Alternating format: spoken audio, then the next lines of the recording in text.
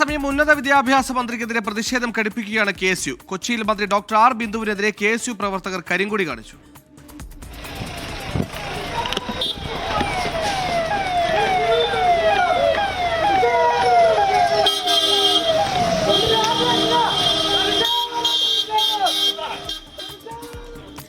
Sameer C Muhammad Kozhikode വിശദാംശങ്ങളുമായി ചേർന്നു. സമീർ, ഈ പറഞ്ഞതുപോലെ പ്രതീക്ഷ കൊടുത്ത് സ്വപ്നം കാണിപ്പിച്ചിട്ട് കൈവിട്ടതാരെന്ന ചോദ്യത്തിന് ഉത്തരം സർക്കാർ എന്ന് തന്നെ പറയേണ്ടി വരും.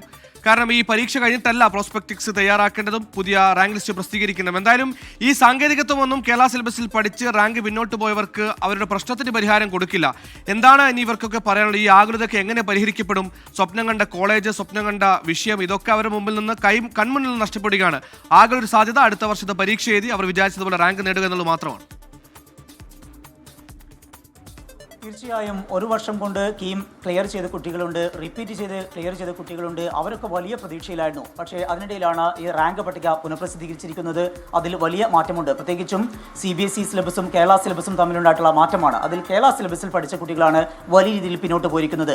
അവരൊക്കെ ഇഷ്ടപ്പെട്ട കോഴ്സും അതുപോലെ തന്നെ ഇഷ്ടപ്പെട്ട കോളേജും ഒക്കെ സെലക്ട് ചെയ്ത് അതൊക്കെ ലഭിക്കും എന്നുള്ള വലിയ പ്രതീക്ഷയിലായിരുന്നു കുട്ടികളും അതുപോലെ തന്നെ അവരുടെ രക്ഷിതാക്കളും അധ്യാപകരും. അവിടെയാണ് വലിയ ഒരു ട്വിസ്റ്റ് ഉണ്ടാകുന്നത്. വലിയ രീതിയിലുള്ള ഒരു ഭീതിജനകമായ രീതിയിലേക്ക് കാര്യങ്ങൾ എത്തുന്നത്. അതുകൊണ്ട് തന്നെയാണ് അതിൻ്റെ ഒരു സങ്കടവും അതിൻ്റെ ഒരു മാനസിക ബുദ്ധിമുട്ടുകളും വിദ്യാർത്ഥികളും രക്ഷിതാക്കളും അധ്യാപകരും ഒക്കെ ഒരുപോലെ അക്കാര്യം വ്യക്തമാക്കുന്നത്.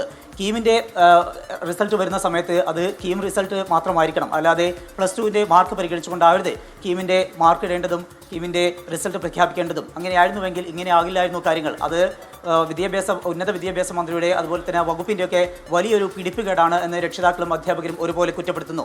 ഇത്തരമൊരു ഘട്ടമുണ്ടാകുമ്പോൾ ഇനി ഈ ഭാവി എന്താണ് കുട്ടികളുടേത് എന്നുള്ള വലിയ ചോദ്യമുണ്ട്. പല കുട്ടികളും കീം മാത്രമല്ല പല മറ്റ് കോഴ്സുകൾ കൂടി ലക്ഷ്യമിട്ടുകൊണ്ടാണ് കീമൊക്കെ എഴുതുന്നത്. അവർക്ക് പലയിടങ്ങളിൽ അഡ്മിഷൻ നേടിയിട്ടുമുണ്ട്. പക്ഷേ കീം മാത്രം ലക്ഷ്യമിട്ട് കാത്തിരുന്ന കുട്ടികളുടെ അവർക്കാണ് വലിയൊരു ഇടുത്തിയായിക്കൊണ്ട് ഇത്തരമൊരു നടപടി വന്നിരിക്കുന്നത്.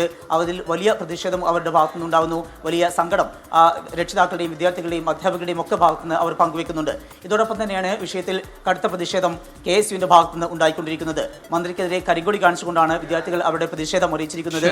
വരും ദിവസങ്ങളിലും ഉന്നത വിദ്യാഭ്യാസ മന്ത്രിക്കെതിരെ അവരുടെ ഭാഗത്തുനിന്ന് പ്രതിഷേധം ഉണ്ടാകും എന്ന് തന്നെയാണ് പ്രതിപക്ഷ വിദ്യാർത്ഥി സംഘടനകൾ വ്യക്തമാക്കുന്നത്. സുഹൈൽ.